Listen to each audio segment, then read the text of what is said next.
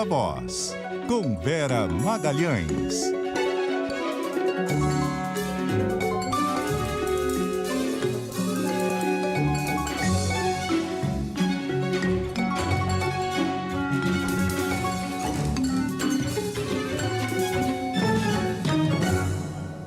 Viva Voz, Vera Magalhães, boa noite. Esse nome nunca foi tão literal, Bocardi, porque como o fone de ouvido não está funcionando, agora estamos realmente no Viva Voz aqui do celular, então é um Inception, Viva Voz no Viva Voz. Boa tarde de novo, boa noite a todos. Boa noite. Fazendo de conta que nada aconteceu, 35 anos da nossa Constituição de 88, e ela tem muita discussão do que é constitucional, do que não é e tal. Como é que ela chega aos 35? Então, como eu dizia, a Boca ela chega meio batida ali, meio alquebrada, meio esgarçada, porque um puxa daqui, o outro puxa de lá, mas a gente não pode deixar de louvar o fato de que é a nossa mais longeva carta do período democrático. Ela constitui, de fato, o mais longo período aí de normalidade democrática do Brasil, porque a gente teve até uma Constituição mais longeva, mas ela foi do Império, durou 65 anos, então ainda estamos bem longe desse marco e não sabemos se a Constituição vai resistir a todos os avanços que se fazem sobre ela, mas sabemos que dos nossos períodos, primeiro da República, e além disso, além de ser da República, todo o nosso período democrático, ela é a mais longeva. Então isso tem que ser muito comemorado, tem que ser muito louvado. E a efeméride chega exatamente no momento em que este tema está passando por uma profunda disputa entre os poderes. A gente vem tratando desse assunto seguidamente aqui no Ponto Final, porque ele é de fato importante. Pode parecer para o ouvinte que pega aí o carro e todo dia ouvindo a gente falar disso, puxa, mas eles estão sempre falando disso, quem fulano fala isso, fulano fala aquilo, mas é que no fim do dia isso é que vai definir a nossa vida, porque o Congresso, o Supremo Tribunal Federal, tem esse poder de definir questões que dizem respeito diretamente à nossa vida. E a Constituição é a carta que junta todos os direitos e deveres dos brasileiros, dos cidadãos, das instituições, e agora o que está em disputa é quem tem o poder de falar por último em relação à Constituição. Então eu diria que o balanço dela é amplamente positivo, foi a Constituição da nossa redemocratização, foi a que nos trouxe de volta os amplos direitos de eleição, direitos individuais, direitos para minorias que até então eram subrepresentadas e não tinham as suas garantias dispostas em nenhum texto, trouxe de volta a separação entre os poderes, que agora está em tanta discussão. Então, realmente, Constituição Cidadã, pela primeira vez teve um capítulo destinado ao meio ambiente, pela primeira vez teve um capítulo destinado ao direito das crianças, então ela foi muito inovadora em muitos aspectos, ela culminou. Ela foi ali o ápice de um momento de profunda discussão sobre o Brasil, porque a Assembleia Nacional Constituinte levou para dentro do Congresso o povo, por meio das 24 comissões temáticas que foram constituídas para estabelecer os capítulos ali da Constituição. Então, de fato, teve um debate amplo sobre muitos temas. A gente se esquece, muitas vezes, como foi esse debate. Então, isso até é importante resgatar para a gente entender o espírito do Constituinte, entender o que ele quis com alguns capítulos que estão agora em debate tantos anos depois, como esse das demarcações de terras indígenas. Então, é uma data importante para a gente também olhar para esse passado e entender a importância desse período que gerou a Constituição Outobrina, a Constituição Cidadã, que hoje faz 35 anos. O Vera, a Constituição chegou aos 35 anos num momento de tensão entre poderes, né? Entre legislativo e judiciário. A gente vem falando sobre isso aí nos últimos dias, inclusive sobre atribuições constitucionais de cada poder. Nessa sessão aí para celebrar os 35 anos da Constituição, o presidente do Supremo, o ministro Barroso, fez alguns gestos aí para tentar desarmar os espíritos, mas será que isso vai ser suficiente? Olha, Carol, eu acho que eles vão precisar sentar e conversar. Não vai ser só de retórica em grandes eventos que vai se fazer algum entendimento nessa questão. Foram muitos os eventos, né, em comemoração. Teve seminário na Câmara, seminário no Supremo, sessão solene na Câmara, no Senado, no Supremo, e todos esses momentos houve encontros, ou na maioria deles, entre Arthur Lira, Rodrigo Pacheco, Geraldo Alckmin, que é quem está no exercício da presidência, porque o Lula está afastado e despachando de casa, e o Barroso. E eles fizeram falas, e nas falas há menções diretas ou indiretas a esse momento de tensão, de crispação entre os poderes. Então, na sessão que houve lá no Supremo, teve um prólogo bonito da atriz Fernanda Montenegro, ela leu em vídeo os trechos da Constituição, todo mundo discursou, o Alckmin discursou, o Pacheco discursou, Lira discursou, e aí o Barroso disse que os poderes vivem uma parceria institucional e que não há poderes hegemônicos. Ele falou ali das conquistas que vieram com a Constituição, que ele gosta de lembrar ali da estabilidade institucional, que isso deve ser sempre um momento de comemoração, de celebração para um país, porque o Brasil tem um histórico de quebras de legalidade durante todo o seu período republicano, e que então não se pode nem falar que é um exagero falar na importância desses 35 anos de democracia, porque isso de fato é muito relevante. Aí ele fala, apesar de um susto ou outro, ele está se referindo claramente ao 8 de janeiro, a outras ameaças golpistas e também a essas disputas, né?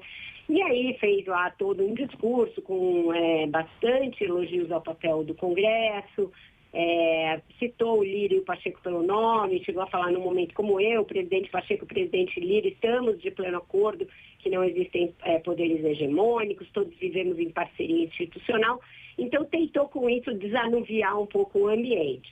O Lira e o Pacheco fizeram falas semelhantes neste e em outros eventos, né?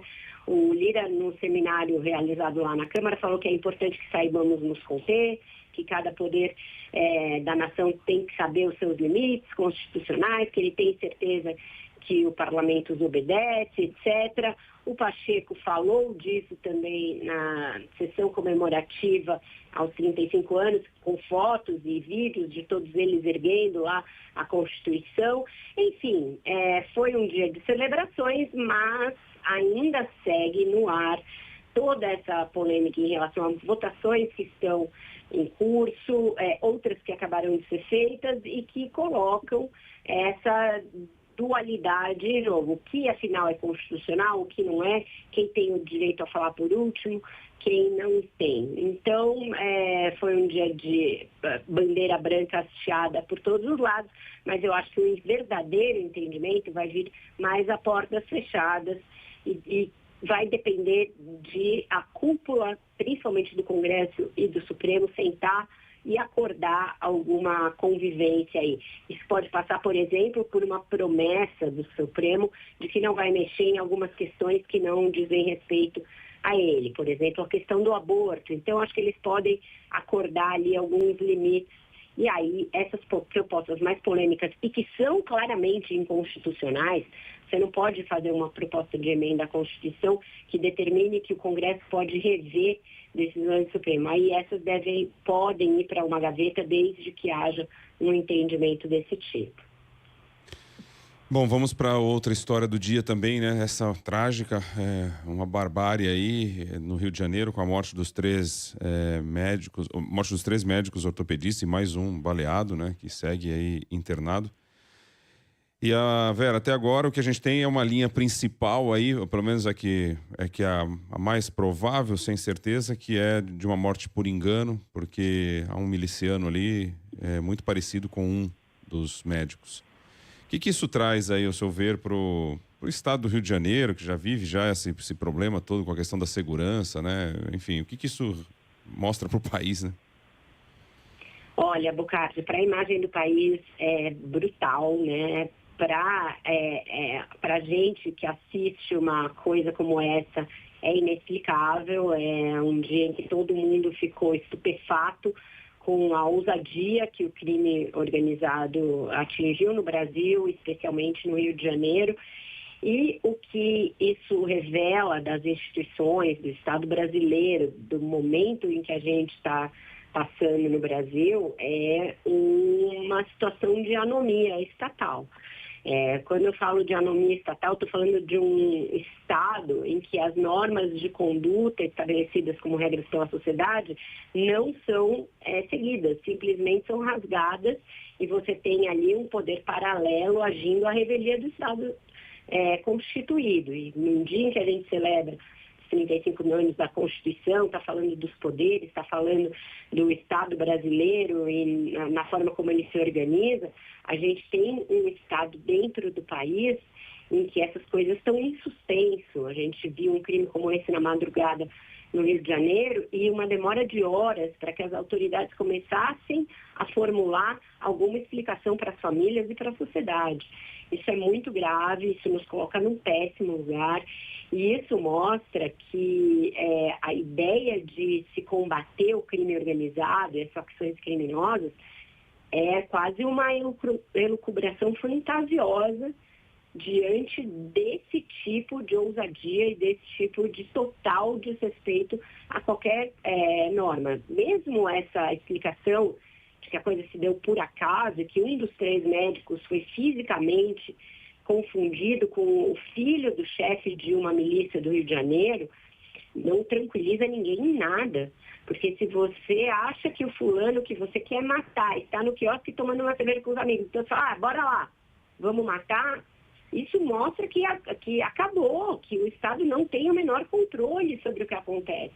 Então, assim, a hipótese política para os crimes sempre me pareceu bastante implausível, pelo fato de que o irmão da deputada Sâmia Bonfim, tendo sido uma das vítimas, não era em si um alvo e não trazia essa característica, ainda assim a gente vive um crime que tem muito de político, porque é um crime bárbaro e que mostra que a política não está sabendo como combater o Estado paralelo das facções criminosas. E aí a gente está falando de tráfico, está falando de milícia, tudo junto e misturado. É muito grave, não deixa de ser gravíssimo pelo fato de não ter um componente político, porque traz justamente esse componente de que as instituições deixaram de oferecer qualquer medo e qualquer risco para ações dessa natureza. Então, é muito sério e exige, demanda do Estado do Rio de Janeiro, da Prefeitura do Rio de Janeiro, do governo federal, uma ação conjunta e integrada, sem discutir, sem ficar tentando passar a bola de um para outro, porque é preciso combater esse estado de coisas. É preciso que as polícias, que o Estado, que o presidente, que o governador, que o prefeito voltem a ser figuras e instituições que inspirem receio e que inspirem que as pessoas não façam coisas como essa, porque senão a gente vai caminhar para uma situação como a do México, como a de outros países que vivem um entremeamento do crime organizado no tecido social, no tecido político, nas instituições, que aí, quando chega a um determinado nível, para você retroceder é muito difícil. Então, sim, é um crime político em muitas dimensões e a gente tem de dar a ele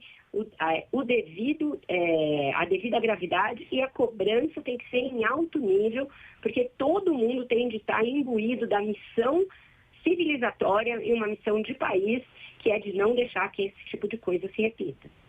Não, Vera, e quem mora na Zona Oeste do Rio de Janeiro, nessa área conflagrada, já vive sob esse terror. Claro que esse caso joga luz, né, e repercute internacionalmente, porque eram 4 médicos que aparentemente não tinham nada a ver com a história e tudo indica que realmente foram executados por engano. Mas só algumas informações aqui do Instituto Fogo Cruzado. Tiroteios aumentaram 54% esse ano em relação a 2022 no Rio, aumento de 123% no número de mortes. E as execuções, só esse ano foram 53 execuções, com 67 mortos. Em 22, nesse mesmo período, foram 12, com 15 mortos. Então, aumento de execuções e chacinas na Zona Oeste. Só esse ano, 12 chacinas contra 4 no ano passado. Tem uma guerra entre 2 facções de milicianos, mais o tráfico de drogas, com gente morrendo de bala perdida, com execuções toda hora na Zona Oeste do Rio de Janeiro. É isso que você está falando, né? Esse estado de coisas que se assemelha a México, a Colômbia, enfim, em outros tempos. É assustador demais, né? Exatamente, Carol. E isso demanda um plano efetivo de segurança para o Estado, não algo improvisado ou algo emergencial ou algo para dar alguma resposta à sociedade quando vem um crime bárbaro desse tipo. A gente vive desses surtos no Brasil, né? Acontece um crime bárbaro, vem alguma reação momentânea, seja intervenção federal na segurança do Rio, seja uma GLO, seja um plano 1, 2, 3 de segurança. Esse plano agora, ele visa as facções criminosas, mas será que a gente está aparelhado para sequer entender o funcionamento dessas organizações criminosas, que deixou de ser uma coisa assim tão verticalizada e adquiriu uma sofisticação nos últimos anos e uma descentralização que desafia o poder público a como ele vai agir. E milícias e tráfico têm características diferentes, e o crime no Rio, em São Paulo e em outros estados também com características diferentes. O fato dele ser transnacional hoje em dia, dele atuar também dentro dos presídios, tem muitos desafios postos ao mesmo tempo e que exigem um plano que tenha recursos, que tenha inteligência e que tenha integração entre os entes federados. Então, não é algo simples, não é algo para só dar uma resposta emergencial, tem que ser algo contínuo no tempo, sistemático, munido de dados e que tenha em mente que essas organizações vão refinando a sua atuação e que o poder público tem de estar à frente, não a reboque dessa organização. É muito difícil, não é simples, a gente tem visto que o mundo patina ao enfrentar esse assunto. Tem uma coisa que a gente fala muito pouco, investiga muito pouco no Brasil, tanto a imprensa quanto as polícias, que é o fato de que muitos mandatos já são ligados ao crime organizado, mandatos municipais, mandatos estaduais, mandatos federais, mandatos no executivo, e isso é muito sério, e a gente meio tem boatos, a gente tem ali indícios, a gente tem coisa, mas convive com isso normalmente. São parlamentares, são prefeitos, que têm os seus mandatos ligados a organizações criminosas. Tudo isso é muito grave, e aí a face visível é quando acontece um crime como esse. Mas isso está implantado no dia a dia da política, no dia a dia das cidades e dos estados. Bom, hoje a sua opção não foi pela música ou por uma outra música?